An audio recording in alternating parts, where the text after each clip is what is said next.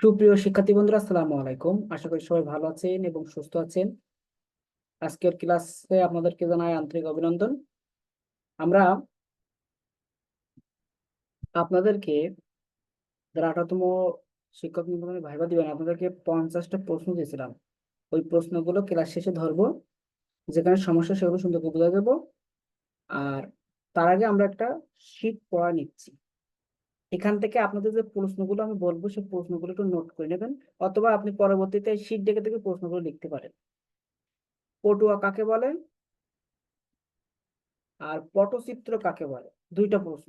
পটুয়া কাকে বলে আর পটচিত্র কাকে বলে? এই দুইটা। কয়েকটা পটচিত্রকলার নাম লেখো।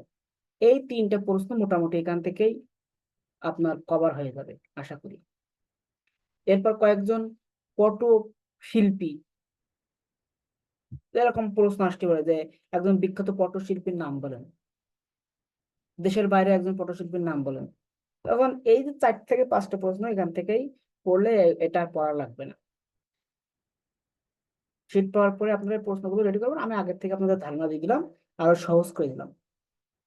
আমরা আজ আলোচনা করছি পটুয়া কাকে বলে, বিভিন্ন পটচিত্র সম্পর্কে সংক্ষেপে আলোচনা করব।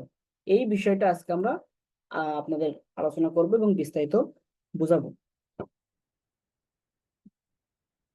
বাংলার পটচিত্র বা পট, এটি বস্ত্রের উপর আঁকা এক প্রকার লোকচিত্র। পটচিত্রটা কি? বস্ত্রের উপর আঁকা এক প্রকার লোকচিত্র। এটি প্রাচীন বাংলার অন্যতম সাংস্কৃতিক ঐতিহ্য। প্রাচীনকালে যখন কোনো রীতিসিদ্ধ শিল্পকলার অস্তিত্ব ছিল না, তখন এই পটশিল্পী বাংলার শিল্পকলার ঐতিহ্যের বাহক ছিল। যারা পটচিত্র অঙ্কন করেন তাদেরকে সে যুগে এবং এ যুগেও পটুয়া বলা হয়। তাহলে পটুয়া কাকে বলে? যারা পটচিত্র অঙ্কন করে তাদেরকে পটুয়া বলা হয়। তাহলে উত্তর কিন্তু এখান থেকেই আপনার হয়ে যাচ্ছে। পট শব্দের প্রকৃত অর্থ হলো কাপড়। শব্দটির সংস্কৃতি পট্ট থেকে এসেছে। বর্তমানে এই শব্দটিকে ছবি বা ছবি আকার, মোটা কাপড় বা কাগজের খণ্ড ইত্যাদি অর্থেও ব্যবহার করা হয়। পটের উপর তুলির সাহায্যে রং লাগিয়ে বস্তুর রূপ ফুটিয়ে তোলাই পটচিত্রের মূল কথা। এতে কাহিনী ধারাবাহিকভাবে চিত্রিত হতে থাকে। অন্তত 2500 বছর ধরে পটচিত্র এই উপমহাদেশের শিল্প জনজীবনের আনন্দের উৎস, শিক্ষার উপকরণ এবং ধর্মীয় আচরণের অংশ হিসেবে ব্যবহৃত হয়ে আসছে। এবার পটচিত্র অঙ্কন পদ্ধতি, এখানে আপনারা অঙ্কন পদ্ধতি তুলে ধরবেন। হলুদ রং সংগৃহীত হয় হলুদ বা আলামাটি থেকে বা হলুদ গাছের শিকড় থেকে। সবুজ রং সংগৃহীত হয় সিম পাতা বা হিঞ্জে শাকের রস থেকে। বেলপাতা শুকিয়ে গুঁড়ো করেও তৈরি করা হয় সবুজ রং। বেগুনি রং তৈরি হয় জাম বা পাকা পুঁই মুসুরি থেকে। নীল রং তৈরি হয় অপরাজিতা ফুল বা দুধ থেকে। খড়ি মাটির সঙ্গে সামান্য নীল মিশিয়ে তৈরি হয় সাদা রং। খয়েরি রং তৈরি হয় চুন বা আলামাটির সঙ্গে খয়েরের টুকরো মিশিয়ে। লালচে রং তৈরি হয় পোড়ামাটি বা লাল গিরিমাটি থেকে। পাকা তেলাকুচা থেকে পাওয়া যায় লাল রং।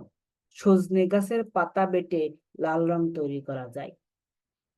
কালো রঙের জন্য পোড়ামাটির গা থেকে চেঁচে নেওয়া হয় ভূষকালি। গাব গাছের শিকড় পুড়িয়েও তৈরি করা হয় কালো রং। হাড়ের তলায় যে আপনাদের ধোঁয়া জমা হয়ে যে কালো হয়, এখান থেকে মানে হাড়ের তলার কালো, এটাও কালো রং হিসেবে ব্যবহৃত হয়। জেলা ভেদে অবশ্যই এই রঙের উৎস আলাদা হতে দেখা যায়। রং গলা হয় মাটির খুরি বা নারকেলের মালাই। পটুয়াদের তুলি তৈরি হয় বাচ্চা ছাগলের ঘাড়ের লোম বা পেটের লোম থেকে। সরু তুলির জন্য অবশ্য ব্যবহৃত হয় কাঠবিড়ালির লোম বা বেজির লেজের চুল। অধুনা অবশ্যই পটুয়ারা বাজার থেকে কেনা রং তুলির উপরেই বেশি নির্ভর করছে। কোন রঙের সঙ্গে কোন রং মিশালে কোন রং পাওয়া যায় বা কিভাবে রঙের উজ্জ্বল্য বা স্থায়িত্ব বাড়ে, সে বিষয়ে পটুয়ারা যথেষ্ট অভিজ্ঞ ছিল। রং ভালোভাবে ধরানোর জন্য রঙের সঙ্গে মেশানো হয় বেল, কদ, শিরীষ বা নিমের আঠা। নিমের আঠা পটকে পোকামাকড়ের হাত থেকে ও বাঁচায়। মানে নিমের যে আঠাটা তিতো হওয়ার কারণে পটকে মানে কি কাপড়টাকে পোকামাকড়ের হাত থেকেও বাঁচায়। অনেক সময় তেঁতুল বিচি ভিজিয়ে সিদ্ধ করে তৈরি করা হয় থকথকে কাই বা ডিমের কুসুম রং ধরানোর কাজে ব্যবহৃত হয়। এখন আপনার সরাসরি রং পেয়ে যাবেন। এখন যারা পটচিত্র অঙ্কন করে এরা সরাসরি বাজার থেকে রং কিনে নেয়।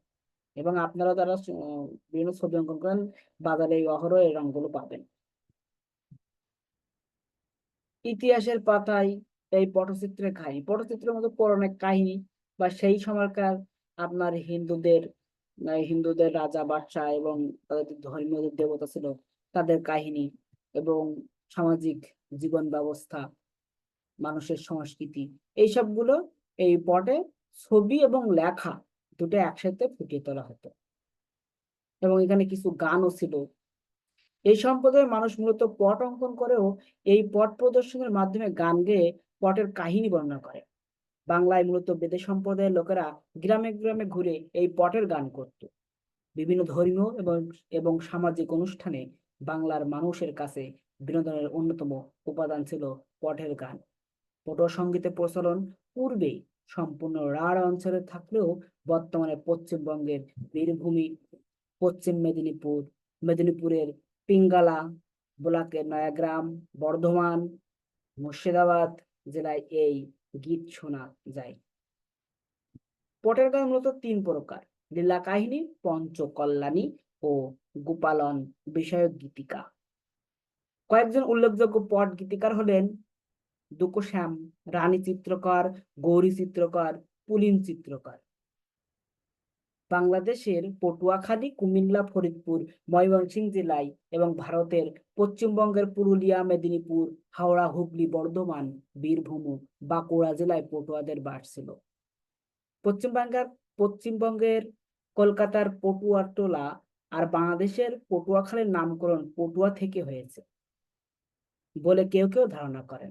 এ থেকেই অনুমান করা যায় এককালে পটুয়াদের বিচরণ ক্ষেত্র ও পটশিল্পের প্রভাব অনেক বিস্তৃত ছিল। পট মূলত দুই প্রকার, একটা চৌকাশ পট আর একটা জড়ানো পট। চৌকাশ পটটা আসলে কি? এগুলো আকারে ছোট, একটি ফুল স্কেপ কাগজের চেয়ে সামান্য বড় হতো। এতে একটি মাত্র ছবি আঁকা থাকতো, যেমন কালীঘাটের পট। জড়ানো পটটা আসলে কি? এই চিত্রের কাপড় 8 থেকে 25 হাত লম্বা এবং 2 থেকে 2.5 হাত চওড়া হয়ে থাকে। একটি কাঠের দণ্ডে পট মানে কাপড় পেঁচিয়ে বা জড়িয়ে রাখা হতো বলে এ ধরনের পটকে জড়ানো পট বলা হয়। এতে ধারাবাহিকভাবে ছবি আঁকা থাকতো। পটুয়ারা জড়ানো পট খুলে গানের মাধ্যমে ধারাবাহিকভাবে ছবির বর্ণনা করতেন। মেদিনীপুরের জড়ানো পট বিখ্যাত। তাহলে চৌকাশ পট হলো কালীঘাটের পট আর মেদিনীপুরের জড়ানো পট। এবারে বিভিন্ন পটের মধ্যে চালচিত্র আছে, ছড়াচিত্র আছে, জমপট আছে, চকুষ্ঠান পট আছে, তারপর গাজীর পট আছে, ঠিক আছে, লৌকিক পট, কালীঘাটের পট। এখানে বিভিন্ন পট সম্পর্কে আলোচনা করা হয়েছে, আপনারা শুধু একটু রিডিং পড়ে রাখবেন।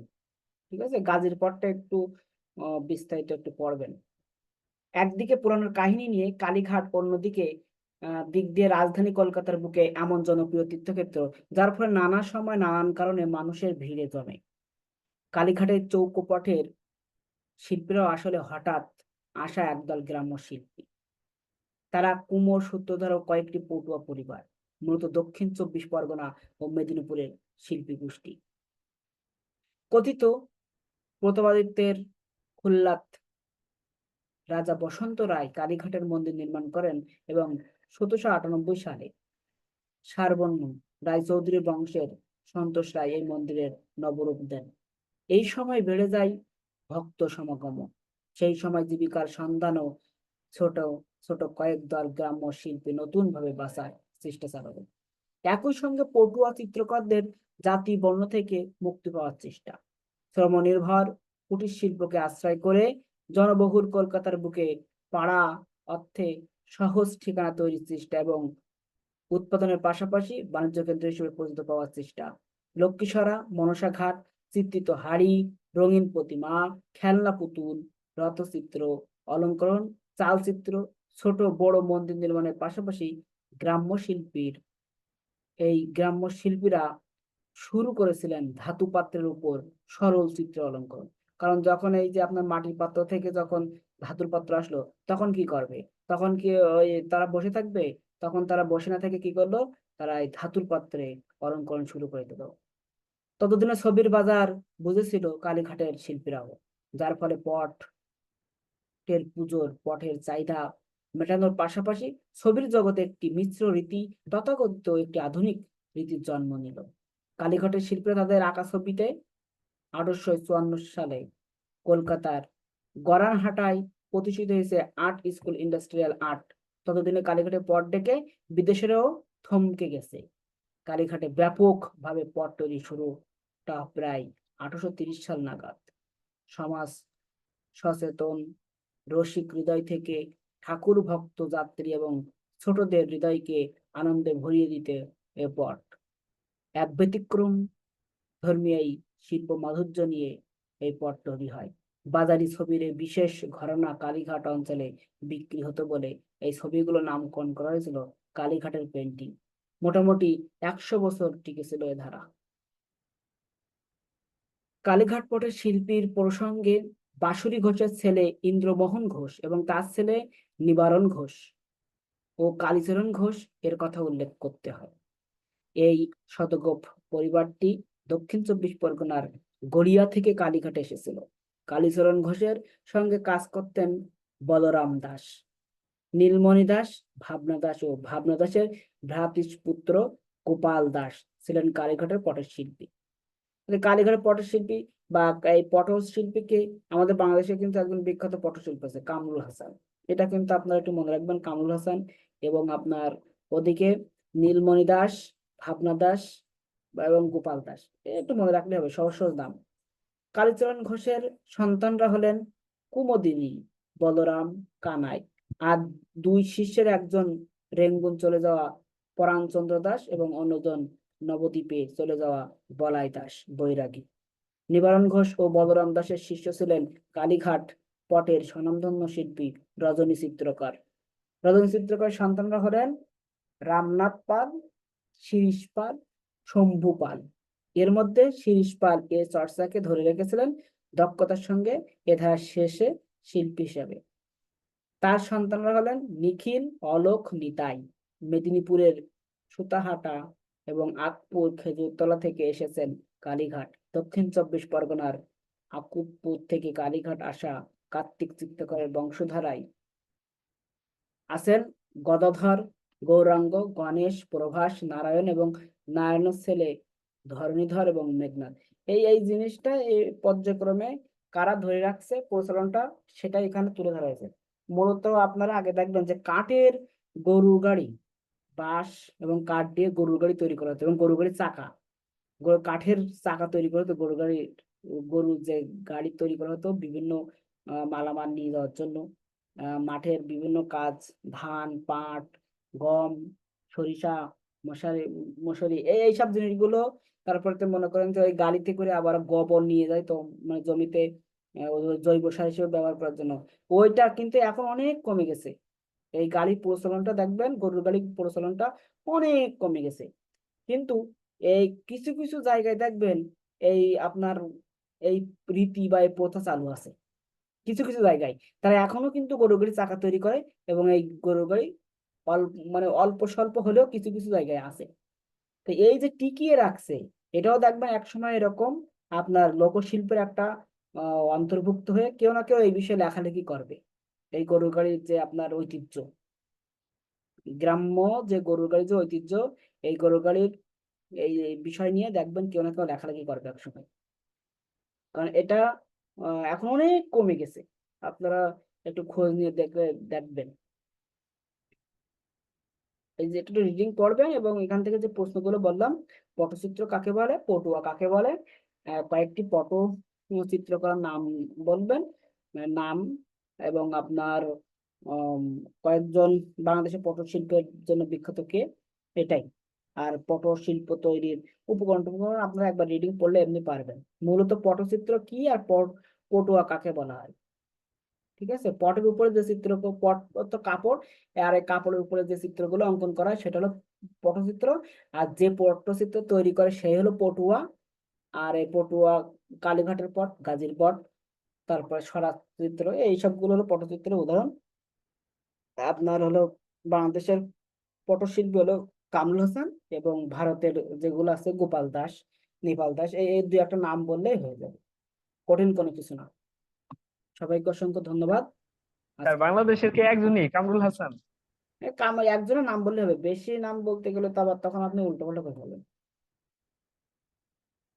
আচ্ছা। এখন মনে করেন দুই তিন, আপনার তো বেশি সময় দেবে না ভাইবা বোর্ডে, এই জন্য দুই তিন জনের নাম বললেই হবে। তাহলে আপনারা এই বিষয়টা একটু আয়ত্ত করবেন। গ্রুপে অবশ্যই লিখে দেবেন। আর এই যারা 19তম নিবন্ধন আপনারা না, যারা 18তম নিবন্ধন আপনারাই, যারা ভাইবা দিবেন আপনারাই কিন্তু এটা লিখবেন, লিখে স্যার গ্রুপে জমা পরীক্ষা দেবেন। লিখে এত বড় প্রশ্ন লিখে লিখে তো সম্ভব না স্যার। আমি আপনাকে তো এটা লিখতে বলিনি, আপনাকে রিডিং করতে বলছি, এবং আপনার তো নির্দেশনা দিয়ে দিছি যে সম্পূর্ণ স্যার রিডিং করবেন। তাহলে